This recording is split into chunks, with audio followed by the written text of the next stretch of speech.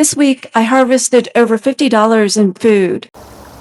I'm Phil, and I started this challenge just this month to see if I could harvest $200 worth of groceries from my backyard garden.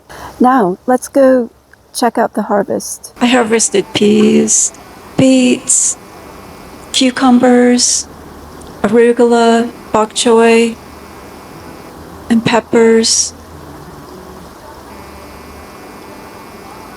and also kale and carrots. So now we're going to add up how much I harvested this week and the whole month.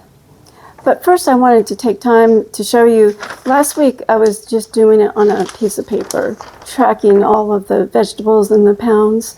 But this week I made up a new tracker, and it's free to download. Just go in the description and the link below and you'll find it there.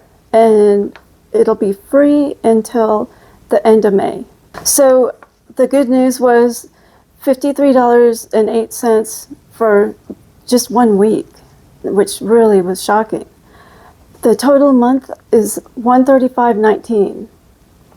So I'm really well on my way to getting close to the $200 month challenge.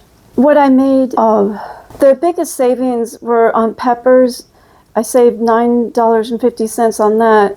And then the arugula, I picked all of the arugula from the garden because it is really just getting too hot for it in the 90s.